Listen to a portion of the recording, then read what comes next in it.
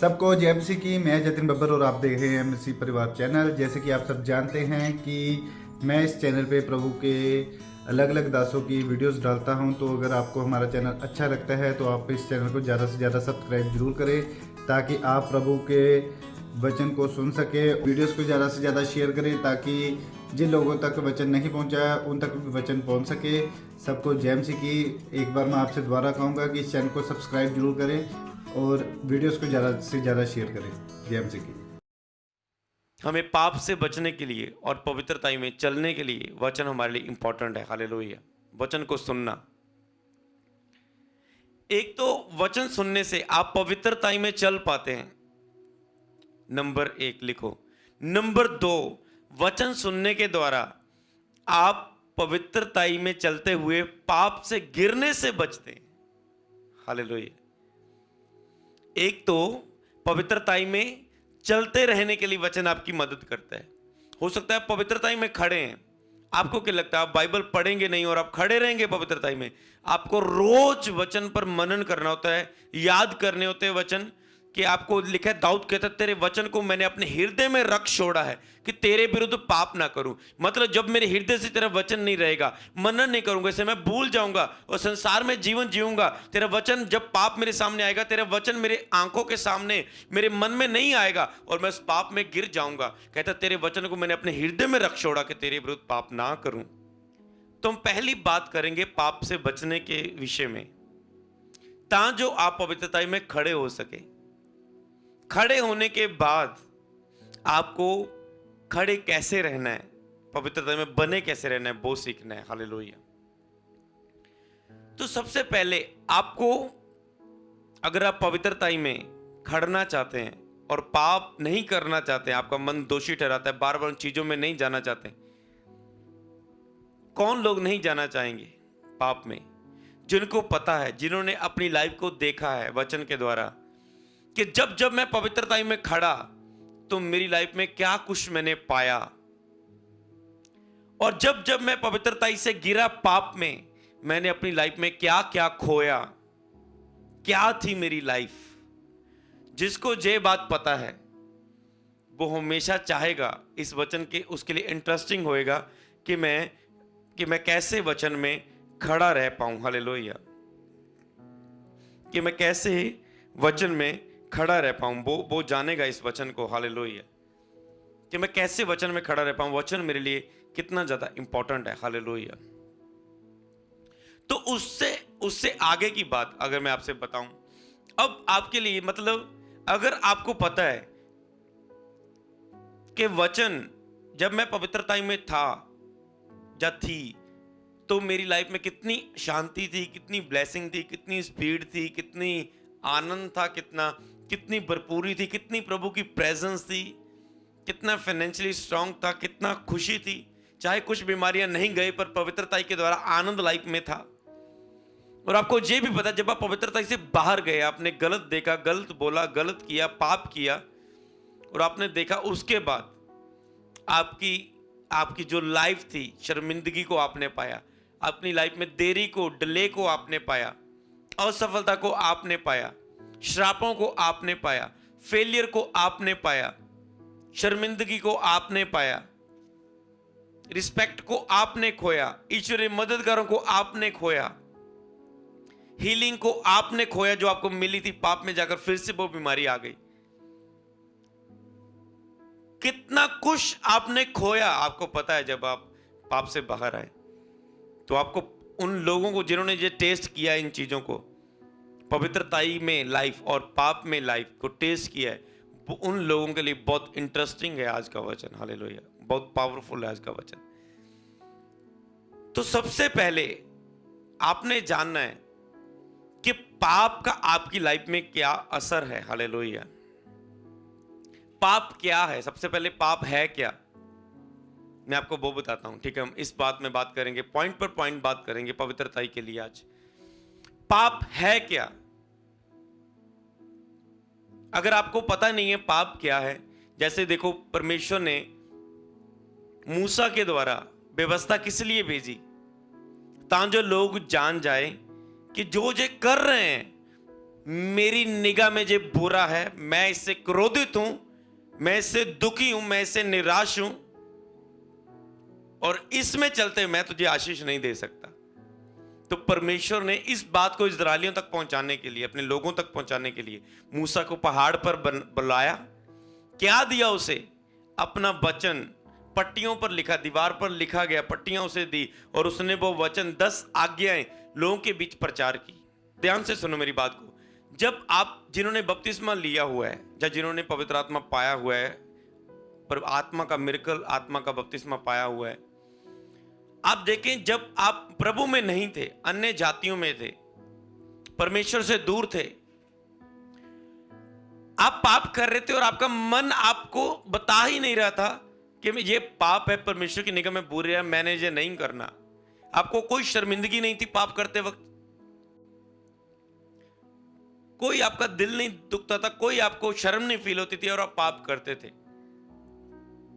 मसीह में आने से पहले आप गाली निकालते थे, आपको लगता था ये नॉर्मल है, पर जब आप प्रभु में आए आपने गाली छोड़ दी, क्योंकि आपको पता गाली निकालने से परमेश्वर, ये एक पाप है और परमेश्वर नफरत करता है इससे, जो मेरी आशीष को रोकेगा, जो मेरी जिंदगी को अशुद्ध करता है।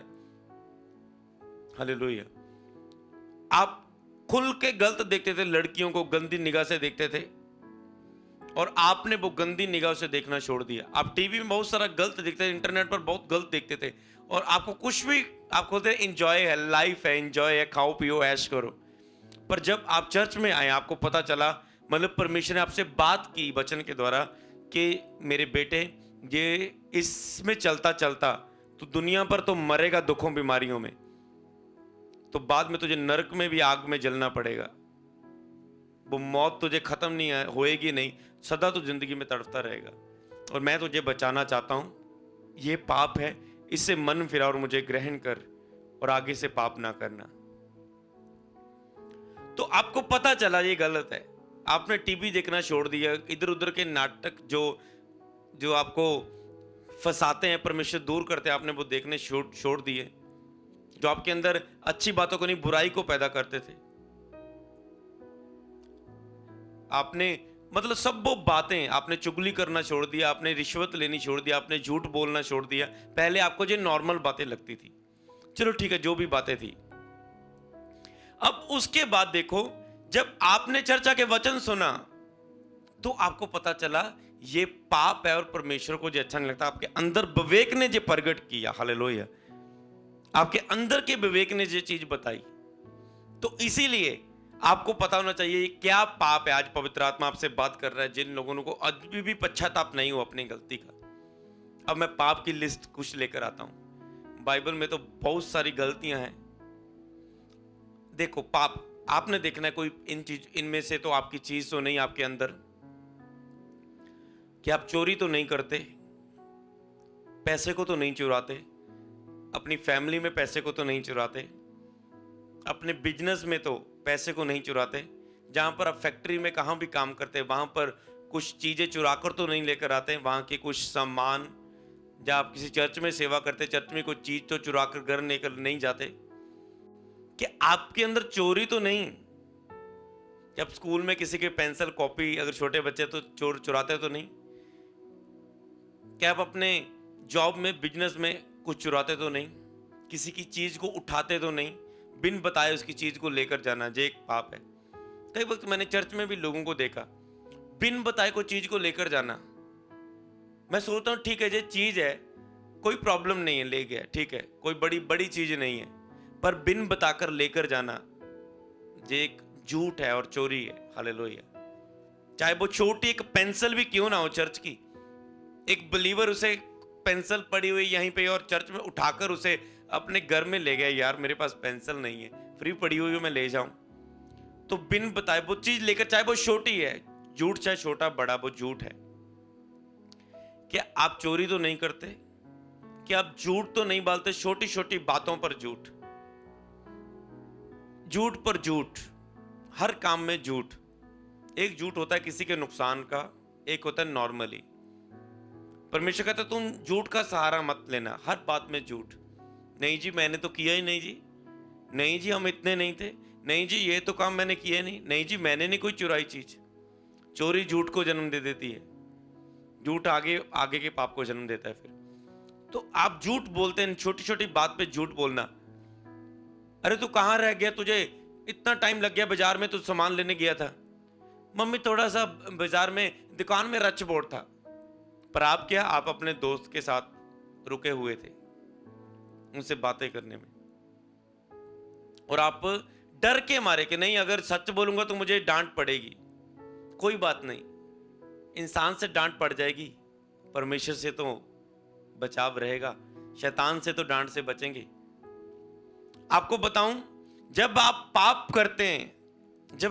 करते हैं, लिखे जे शरीर पवित्र आत्मा का मंदिर है। अगर हम इस वचन को पढ़े, पहला कुरिन्थियों 3:16 को हम पढ़ें, पहला कुरिन्थियों 3:16 आप नोट करें, वहां पर लिखा है, क्या तुम नहीं जानते कि तुम परमेश्वर का मंदिर हो और परमेश्वर का आत्मा तुम में वास करता है? यदि कोई परमेश्वर के मंदिर को नष्ट करेगा तो परमेश्वर उसे नष्ट करेगा, क्योंकि परमेश्वर का मंदिर पवित्र है और वह तुम हो। परमेश्वर का मंदिर कौन है? तुम। परमेश्वर का आत्मा किसके अंदर वास करता है? आपके अंदर। अब आपने झूठ बोल दिया, आपने बोला अच्छा सच बोलूंगा मम्मी से तो डांट पड़ेगी, सच बोलूंगा सिस्टर से तो डांट पड़ेगी, सच बोलूंगा पत्नी से तो डांट पड़ेगी, सच बोलूंगी पति से तो डांट पड़ेगी। और एक झूठ को छुपाते छुपाते आपके प्यार में दूसरा हो जाता है, कमजोर हो जाता है। पति पत्नी अगर अपने फोन को एक दूसरे से लॉक लगाकर रखे तो उनका फेथ कमजोर, उनका प्यार कम हो जाएगा कि मेरे इसने मुझसे फोन का लॉक क्यों लगवाया हुआ है, इसके बैंक अकाउंट के बारे में मुझे क्यों नहीं पता। तो उनका जितनी चीजों को आप छुपाएंगे और झूठ बोलेंगे उतना आपका प्यार कम होता जाएगा। सच फेथ को लेकर आता है, झूठ आपको 1000 बार याद करना पड़ता है कि मैंने क्या झूठ बोला था। सच को याद नहीं करना पड़ता, वो आपके अंदर। अगर आप सच्चे, आपको डर नहीं है, झूठ है तो आप डर में जिएंगे हमेशा। अगर आप सच में, आपके अंदर डर नहीं होएगा, और डर पवित्र आत्मा की प्रेजेंस को आपको मैंने सिखाया था नहीं लेकर आता है। जब आप निडर होते हैं तो पवित्र आत्मा की प्रेजेंस आपकी लाइफ में होती है। और झूठ आपके मन को दोषी ठहराएगा, लेकिन तुम मांगते हो तुम्हें मिलता नहीं, क्योंकि तुम्हारा मन तुझे दोषी ठहराता है। अगर आपने झूठ बोला आपका मन दोषी ठहराएगा और आप प्रभु से भी प्रार्थना में नहीं ले पाएंगे। तो झूठ, चोरी, आपका विवेक बताता है ये चीज गलत है या सही। आपका विवेक, आप बोलते हैं कई, अब आपके अंदर क्वेश्चंस जमा हो गए। अब मैं आपको बताता हूं, मैं अपने पति के बटुए से, वॉलेट से 200 300 निकाल लेती हूं, अलग कर देती हूं।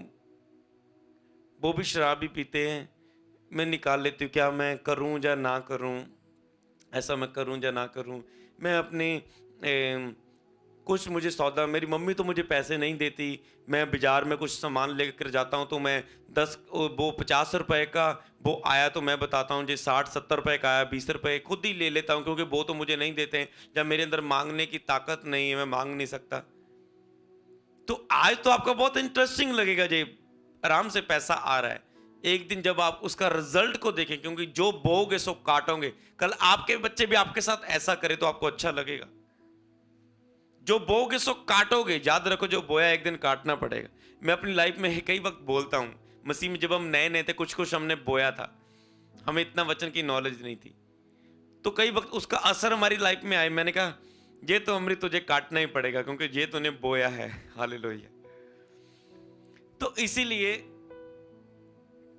इसीलिए आपको जो समझना है, तो झूठ एक पाप है, चोरी एक पाप है। एक बच्चे, कुछ बच्चे, मतलब बच्चे नहीं थे, बड़े थे, वो कहते हैं हम बपतिस्मा लेना चाहते हैं। मैंने कहा नहीं, मैं आपको बपतिस्मा नहीं दे सकता हूं, अगर तो दूंगा अगर आप मेरे सवालों के जवाब दे दें। मैं क्या, एज का हिसाब नहीं है। कोई बच्चा 13 साल की एज में 16 साल जितना बुद्धिमान हो जाता है, समझदार हो जाता है। कोई बच्चा 20 साल का है पर उसकी बुद्धि अभी 12 साल की है। तो आपको क्या पता है? तो मैंने उनसे कुछ क्वेश्चंस किए।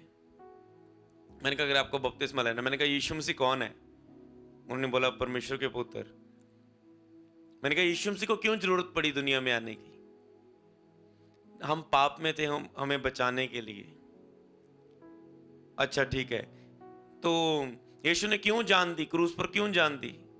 पापियों को बचाने के लिए। मैंने कहा अच्छा फिर तू अब तूने बपतिस्मा क्यों लेना है? कहता मैंने पाप किए हैं, पापों की माफी के लिए, स्वर्ग जाने के लिए। मैंने कहा ठीक है, very good very good very good. मैंने कहा अब तो तू बता तूने पाप कौन से किए? हालेलुया। अब बच्चा क्या बताएगा? ठीक है, देखो उसका विवेक। कहते हमने मम्मी पापा का कहना नहीं मानते, कई वक्त मम्मी पापा से झूठ बोल देते हैं, कई वक्त हमने स्कूल में बच्चों के साथ गलत मजाक किया, कई वक्त हमने कोई स्कूल की चीज चुरा ली, कई वक्त हमने बहुत गेम खेलते हैं, मम्मी पापा का कहना नहीं मानते, लिखा है माता पिता का आदर कर। मैंने कहा ठीक है, ये हमने पाप किए और हमें पता है यीशु मसीह हमें पापों की माफी दे सकता है। मैंने कहा ठीक है, और टेस्ट पूछे। मैंने कहा बच्चों को क्यों नहीं बपतिस्मा दिया जाता, फिर ये बताओ। कहते हैं बच्चों अभी छोटे होते हैं ना, बच्चों को अभी पता नहीं होता कि ये पाप है, पर हमें पता है, हमने बहुत शुरू से मम्मी पापा के साथ आते हैं, हमें पता है ये पाप है, गलतियां हैं। हालेलुया। मैंने कहा ठीक है, आप बपतिस्मा ले सकते हो। हालेलुया। आपका विवेक बताता है जो गलत है जो सही है। मतलब बाइबल में कहां लिखा है चिट्टा ना खाओ, बाइबल में कहां लिखा है मेडिकल नशा ना करो, पर आपका विवेक बताता है कि ये गलत है, ये गलत है। कई बार लोग बाइबल में ऐसा कहां लिखा है, बाइबल में पवित्र आत्मा ने ऐसे काम कहां किया, दिखाओ बाइबल में कहां लिखा है। हालेलुया। तो इस तरह तो बाइबल में बहुत सारी बातें नशे के बारे में कहां लिखा है, तुम्हारा कई चीजें हमारे इस विवेक बताएगा जो गलत है। अब्राहम के मन ने बताया था कि मैंने 10वां हिस्सा निकालना है इन चीजों को। कई दासों को मतलब उन्होंने निकाल, जब वचन भी उनके पास नहीं आया, उन्होंने जो चीजें की। हालेलुया। तो इसीलिए पाप आपका विवेक बताता है जो गलत है जो नहीं। अब अपने आप से थोड़ा सा बैठ के देखें, क्या पवित्र आत्मा प्रभु से पूछें, प्रभु जो मैं कर रहा हूं सही है या गलत। और अब सोच के देखें, उस बात के लिए मनन करें, क्या प्रभु उस बात के लिए आप सोचें प्रभु क्या बोले, क्या प्रभु अपने आप से करें, क्या प्रभु इस बात को मुझे सही है बोलेगा या गलत है बोलेगा। हां या ना में क्या जवाब आएगा। तो बहुत सारे लोग होंगे वो बोलते हैं इसे प्रभु जी मेरे पाप को, झूठ को या चोरी को प्रभु सही तो बोलेगा नहीं, आपका विवेक बता देगा ये गलत है। हालेलुया। तो फिर आपकी तीसरी बात जो आती है, तीसरी बात आती है जिसमें आपकी बात और प्रभु की बात, तीसरी बात आती है आप विचार की बात, जो आपके मन की बात, आपके दिल की बात, उससे बीच में मत लेकर आना। नहीं प्रभु तो कहता है चोरी ना करो, मैंने तो कहा ही ऐसा कि मैंने तो ऐसा ही किया है, मतलब मैंने तो ऐसा ही किया है, मुझे लगा ऐसा करने से हो जाए कोई प्रॉब्लम नहीं आएगी। शाऊल ने कहा, प्रभु ने कहा मेरे वचन की आज्ञाकारी कहो। शाऊल ने कहा मैंने सोचा भेड़ बकरियां परमेश्वर को चढ़ा दूंगा, मैंने सोचा। अब्राहम ने सोचा, मैंने सोचा मेरे बच्चा नहीं हो रहा, क्यों ना मैं इस नौकरानी से मैरिज करूं और इससे बच्चा पैदा करूं, मैंने सोचा। हालेलुया। मैंने सोचा। हालेलुया। तो कई बार आप अपनी बात को, मतलब आपको वचन भी पता है फिर भी आप अपनी बात, दाऊद को क्या पता नहीं था लड़की के साथ सोना पाप है, फिर भी उसके अंदर विचार आया, शैतान ने क्या डाला होगा, यही खा ले तो कर ले तू, बाद में पश्चाताप कर लेना, माफी मांग लेना। हालेलुया। तो दाऊद ने पाप किया। कई बार जब आप अकेले होते हैं, निराश होते हैं, तो आप पाप का सहारा ले। शैतान बोलता है तू अशांति में है, तू थक चुका है, थोड़ा सा लड़की का सहारा ले ले, पाप कर ले। उस लड़की को जो नहा रही है उसे देख, उसे बुला, उसे पाप कर। शैतान दाऊद के मन में उसे देखकर ऐसी अभिलाषा आई और उसने उसके साथ सोया और पाप किया और वो गर्भवती हुई, उसके पति को उसने मरवा दिया। तो दाऊद को परमेश्वर ने क्षमा तो कर दिया, पर उस पाप का असर उसकी लाइफ में हुआ।